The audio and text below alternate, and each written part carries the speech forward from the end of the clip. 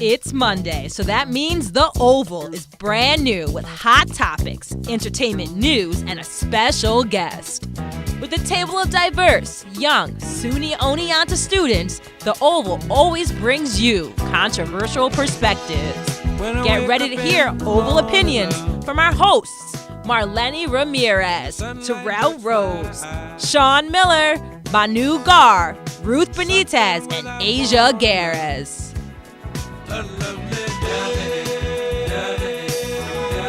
Good evening and welcome to The Oval. Tonight we are very excited to discuss a few hot topics. Our discussion will focus on the aftermath of the Florida school shooting, the Supreme Court's decision to keep the deferred action for childhood arrivals, and Black History Month. Also, we have a special guest. Our producer and director, Sierra Sangetti-Daniels, is here to give a speech on social diction. So let's get right into it. The aftermath of the school shooting in Florida. I know we talked about it before, but in terms of recent events, Melania Trump delivered a speech in which she somewhat tried to address the issue. She said something. I don't know if it was relevant or not, but it was certainly she started strong. That sounded like she was going somewhere. At first, I thought it was a strong introduction. Yeah, and then it just kind of went on this weird tangent. It was like, okay, this is not working. She talked about the opioid crisis, and social media, and how parents have to limit the time their kids are on. So it's a diversion. Yeah. Like we've seen time after time. Never really mentioned guns or gun control or the Parkland shooting itself. It was kind of this generic statement. It wasn't really anything addressing, something specific about this incident. And so maybe she was trying to distract everybody. Who knows? She was trying to avoid the topic. I mean, I feel like we've seen that with every single mass shooting. We talk about it for 1 week, 2 weeks, and then it gets swept under the rug. Mm-hmm. And I think that it's just very problematic. Yeah. Well, I mean, if you really take a look at Melania's address or speech, if you may, it has the same kind of connotation, same feel as Donald's one of his recent press conferences about the guns. He was saying we should give teachers guns, have them be armed, and his fact, it started off strong, and then it just went off with a lot of you-knows, and a lot of people are talking about, they said. So, I mean, what we see here is a lack of knowledge, and if we have a lack of knowledge in our president, what is that to say about everything else? And you also mentioned about his point about arming teachers with guns, and I think that's a very important thing to talk about today. Briefly, what do you think about that? Earlier you mentioned that it's another diversion yet again. They just don't want to bring attention to what we really have to do to stop more mass shootings from happening. They don't want to actually change something or actually change policy, Right.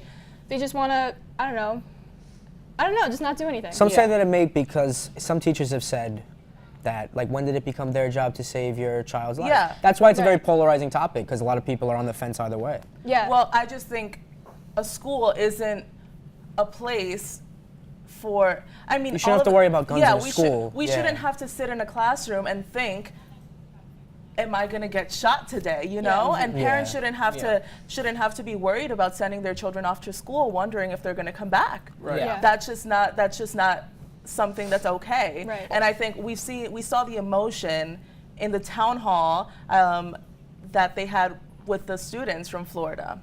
Right. Yeah. Even one of them questioned Marco Rubio. He went up to him face to face in front of the clip was going viral, and he just questioned are you going to take more contributions from the NRA moving forward? And a lot of senators are going to possibly be tilted either way. Maybe some of them it'll result in a change in politics, because a lot of people are going to it's going to prove this instant that wow, a lot of politicians may not always care for our safety. Yeah. Who knows? Yeah, because he talks about how he's so proud that he's always been pro people having their guns and doing what they want with them. He's very supportive of the Second Amendment, but he's not doing anything that his people want him to do. Yeah, because as we saw, literally the whole entire audience booed him. Right. Yeah.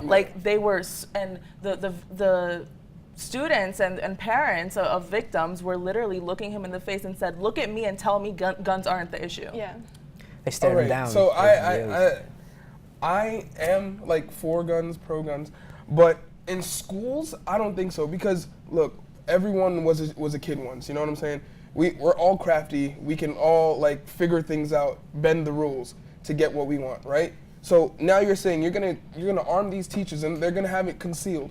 A kid can make a diversion. A group of kids can make a diversion, so a teacher could be distracted and then pull the gun. I personally don't think that guns should be in school, but like not take it away from right. It's just if you don't start somewhere, where are we going to see change? Yeah. Because a lot of companies are also ending their association and ties with the NRA, and they're boycotting the NRA. And I think that after every single mass shooting, we haven't seen change. After this mass shooting, we're seeing change. Yeah, we're seeing people being mobilized. Yeah, these kids are certainly, I said this before, I said they're not moving on. They're not just ignoring this and moving on with this. They are moving forward. They're certainly trying to change something, and it's interesting to see develop. You know, we have figures such as Emma Gonzalez, David Hogg, Cameron Kasky, Sarah Chadwick, who have been very vocal on Twitter, and they've said, you know, their opinions. They've said all kinds of things towards the NRA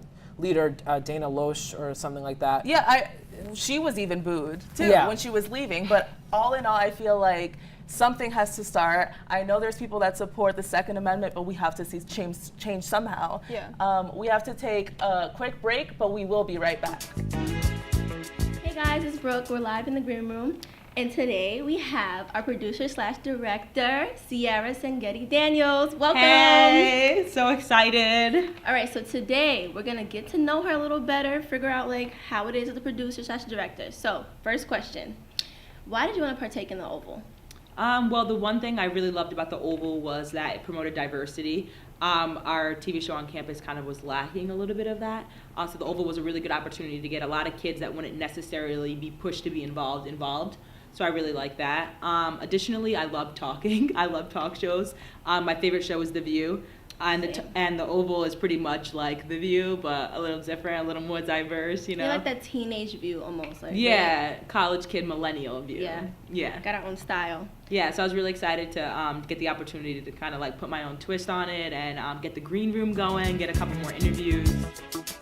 On to the Supreme Court decision on upholding DACA. So basically, today, the Supreme Court decided on keeping this program that basically ensures the future of 800,000 dreamers. Let's give a clap. I think that's awesome.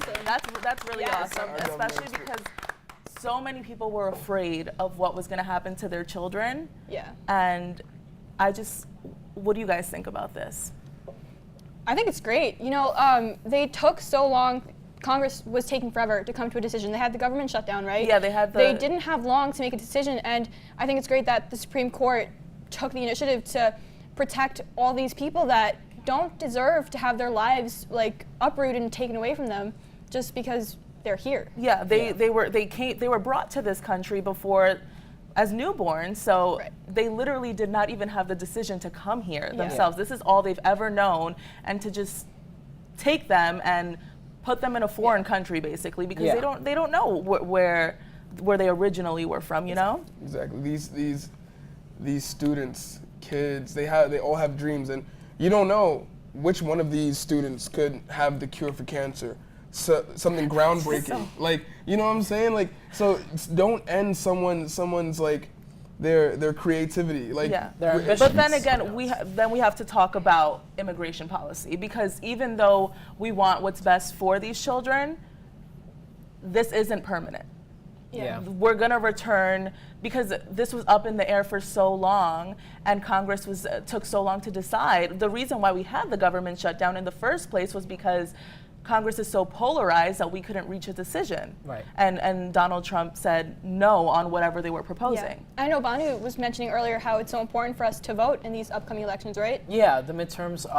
So explain that a little bit. Well, it's just a matter of voting. It's not, for president, but it is for senators and governors and people in your local communities. I voted just in November 2017 for people for Otsego County, and it was important to me just because these are the people making decisions for us, and we are their constituents.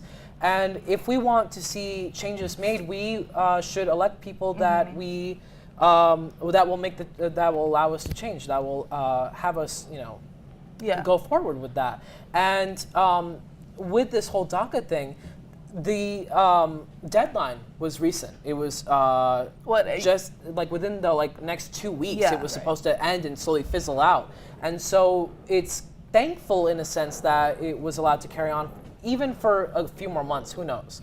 But every minute, every kind of second really counts in that. Yeah. No, yeah. I also. I can't help but think what's going to happen in the future because, this is not a definitive decision. Nothing ever is a definitive. It's always going to change because as soon as we get someone else in power, someone else, their own agenda. Ideology. Yeah, you never know what might get shaken up even, but I think it may be good even what their decision was, like the government's decision was, because it may help make America stronger too, because it's, people want to be here, and it'll cause less division, hopefully, Yeah. Mm-hmm. I mean, I think we have to look at immigration policy regardless. It's not going to end here. I'm very happy that this happened, but something we have to look at it a little bit more deeper because even though we're happy, it's not forever. Yeah. Definitely. But we're going to take another quick break, so stay tuned. Is it stressful being a producer/director? Being a director is not that stressful. I really love being a director. Being a producer is a little stressful only because I feel like everything kind of is on me. I do have an assistant producer this semester, Sophie. So thank you, Sophie. You rock. Shout out, Sophie. So it's not that bad. I really do love producing, but it definitely can be a little stressful, even though I have the best crew. Yes. Okay, question. So what was your goal when bringing back the Oval? What did you want to achieve? I really wanted to kind of grow our presence on campus, and that's kind of why I wanted to have the green room and I wanted to have a live audience. Is I wanted more people to know about us. I wanted more people to kind of see what it takes to produce a live TV show and to kind of be more connected that way, in which knowing the hosts and knowing the crew. So that was kind of what I wanted to do with the Oval. We're back and we're ready to talk about Black History Month.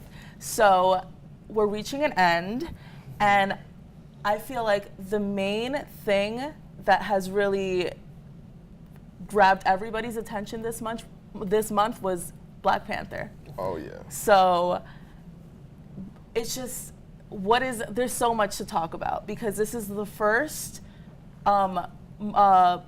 huge budget. This movie got a huge budget, and its cast is predominantly Black. Producers, directors, Black. Artists on the soundtrack, Black. Oh yeah. So this is just amazing for the Black community, and it's Black History Month. So we got to clap for that too. Yeah, cheers for that. Of course. First off, it's been a while since we had a movie that can glorify the Black man, the Black woman, because we've seen so many other movies that we have to play either a drug dealer or a thug. We don't want to see that. Obviously it's a movie, but it has a nice resolve. But at the same time, why can't we just be glorified the entire movie? Why can't we just be the superhero this time? And with this movie, it is definitely reaching the younger generations. Mm-hmm. There was a video out on the Shade Room, if everyone follows that. Mm-hmm. These two young little boys, they were outside of the movie theater. He's like, I want to be that one. No, I want to be that one. And it's just they're looking up to other Black figures. So now this is what we need, that base of just media, the media showing Black people in a great light, so that the younger generation could grow up with that light in them. Mm-hmm. So it's just And I have not heard one bad thing about this movie. I have not heard besides besides the naysayers, but they'll always be naysayers. Even the soundtrack album that's had a heavy association with Kendrick Lamar, it's spent its second week above the Billboard 200. Currently, it's sold close to 300K in only 2 weeks. So it's it's in a time when albums aren't even selling. The soundtrack has already had the biggest impact in years. Yeah, that's true. Yeah. So I know a lot of people. I said that I haven't heard anything bad, but actually before the movie early on, when the movie first came out, a lot of people were trying to kind of hurt the ratings. Yeah. And trying to sabotage the way that that's just insane to me. And I think if you don't realize that that's an issue. Yeah, it's gross. I remember it was like one reviewer was like, oh, there's not enough bad guys in the movie. Really? If that's the only bad thing you can point out in a movie, is it really that bad? No, not at all. I know someone who like was bashing the effects. I know people who have talked about not knowing why it's such an important movie, and it's kind of I don't know. I think it needs even more people talking about it, more people talking about the meaning behind it. Because even though, sure, plenty of people think it's important, there are still plenty of people who don't understand why it's important. No, and going back to what you said about how Hollywood has tendencies of releasing movies with black characters, but they're always the sidekicks or the maids, and like I thought about The Help and how it shows the courage that these women have to come out and share their stories, but then who's their savior? The white woman pushing for them and fighting for the oppressed, poor black community. Yeah, and this movie, it shows black women who suffer from intersectionality, right? In positions of power, like the greatest warriors in the country. That is fictional, but it's still amazing. A teenage girl is running technology, and the love interest, she has goals, and she doesn't let her love for the main character get in the way. So that's awesome. And it shows a whole entire army of women. Yeah. So I feel like just as it's a huge set, little boys are looking up to this movie, so are little girls. Yeah. And I think that is really amazing. I really do think that it's, I don't know. It's certainly legendary. Yeah. It's certainly wonderful and fantastic. And what do you think is going to change in Hollywood? Do you think anything is going to change? People in are going to Hollywood? want to make more movies with more representation because they see how much money this movie is making, and that's going to encourage them. Even if it's for the money, they're doing it. Yeah. No. Because it made so much. Yeah, they're definitely now more open to it. Because even sadly, for better or worse, a movie like this even may not have had as much exposure even 20, 30 years ago. So even it's definitely also unique to 2018. Yeah, I think even if it's just been you can't say it's not a successful huge. movie. Yeah. I think it's awesome, but we're going to be right back with our entertainment news right after the break. Well, we got another question for you. So you wrote a speech. We want to know why you wrote the speech and why you're so passionate about diction. Yeah, so today I'm going to be performing my Social Diction speech, which is diction is pretty much like a fancy way to say word choice, and that's one of the first liners to my speech. I was really passionate about it because when I was in 7th grade at Oneonta Middle School, we had a presentation called R5, and they came, and the name of the presentation was, "Hello, my name is not what you label me." And 7th grade me thought that was so interesting because I feel like that was really the first time that people spoke to me about labels and the power of labels and the power of words. So in middle school, I really took it to heart, and I was like, wow, that really stuck with me. I'm gonna do something about the way people speak. And at the time, saying "that's so gay" was the new cool thing to do, which sounds horrible, but it was, and everyone was saying it, and everyone thought it was so cool to say that. And I was like, wow, after I saw the R5 presentation, I kind of really want to do something about it. So I kind of made it my own personal job to make people stop saying that, or to make people aware of why they shouldn't say that. Right. And then that kind of just stuck with me. So I started giving speeches about it in high school. And then when I came to college, I grew up a little, and I realized that "that's so gay" isn't really the only problem with the way we speak as an American society. It goes a lot deeper than that. And that kind of is where the speech originated from. Welcome back. We're here with our entertainment host, Asia, bringing us our Monday Tea special. Hello, you guys, and we're back at it again with the Kardashians and the Jenners. They have recently showed baby details over the weekend. Kim finally showed us a picture of baby Chicago, and Kylie has finally showed us a little clip of baby Storm's foot. I say that to say, baby Storm's foot. I say that to say Kylie has also came out with a new cosmetic line. It's an eyeshadow palette, and it's inspired by Baby Storm. It's called Eye of the Storm. Eye of the Storm. I think that's really cute. That is yeah. cute. And I looked at the colors, I searched it up. It actually doesn't look too bad. Yeah, it's nice. cute. It's But got I some say that to say, are you guys over the Kardashians? I feel like they're in the news literally every week for something. Yeah. It doesn't matter what it is. It's either baby or marriage or clothing or nudes, and it's I just feel literally Kylie posted a picture of a baby's foot, and people are freaking out. Yeah, it's my friend was like, how big is that baby? The foot looks like a wall. I was like, the baby's foot I don't mind them. It's People just are like, so obsessed. yeah, it's sometimes a little too much. Like I would rather prefer not to hear so much about their lives. Instead of just like them bombarding the news feeds a lot and just like being like I feel like for a while they've been relevant, and a lot of people have looked up to them, and sometimes they're actually really inspiring. Like Kim Kardashian's done some really great stuff too, but it's so much. It's so much. Yeah, it's constant. Yes. Speaking of being in the spotlight, Monique is still in the spotlight about boycotting Netflix. Like, Monique, Monique, nobody is boycotting Netflix, honey, for you. I'm sorry. But she wants to boycott Netflix because of racial and gender discrimination. I gave you guys a little bit of background about that. She's upset that she's getting paid $500,000 with other new coming comedians like Amy Schumer is paying $13 million, Chris Rock and Dave Chappelle $20 million. I get what she's saying, like the whole she's a legend and she has opened doorways for new comedians such as Amy. But are you guys Team Mo or Team Oh No? Oh no.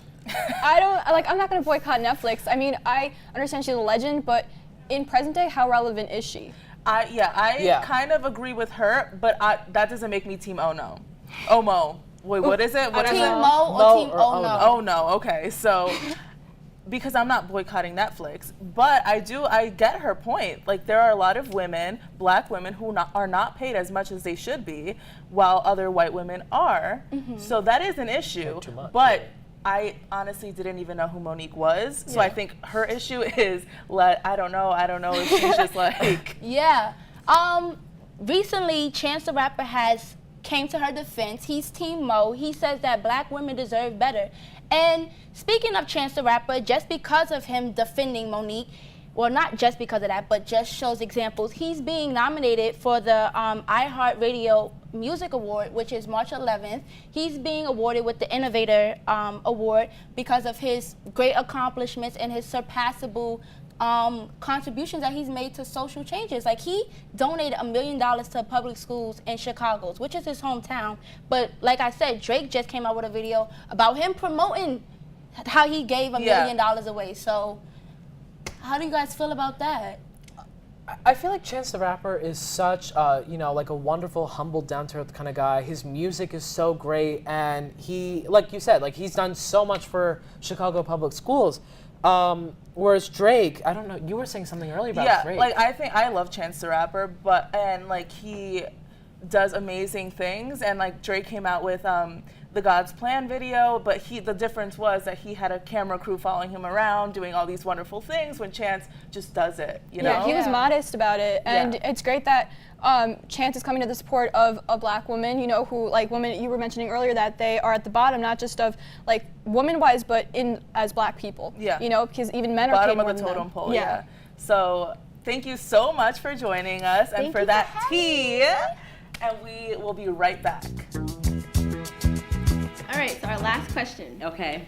Other than the speech, what else would you like, what changes would you make in the world? Like, if you had to choose one thing, what would it be?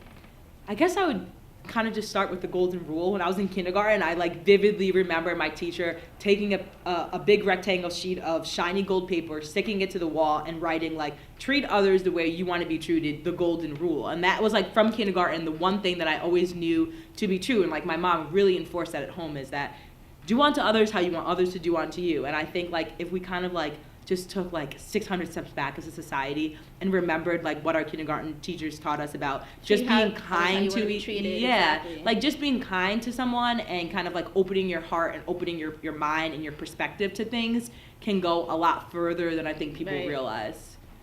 All right, well, that's all the time we have for today. Thank you, our producer, Ciara Sangetti-Daniels, and stay tuned for her speech. Thank you, Brooke. My name is Ciara Sangetti-Daniels, and I want to talk about social diction. Diction is pretty much a fancy way to say word choice. So what we're talking about today is society's word choice. So your decision as a member of society to use the word pussy instead of baby, and gay instead of lame, and retarded instead of slow. It's your decision to jokingly claim your awkwardness as anxiety, your normal human emotion as depression, and your slightly hideous middle school ex-boyfriend as a trigger for your PTSD.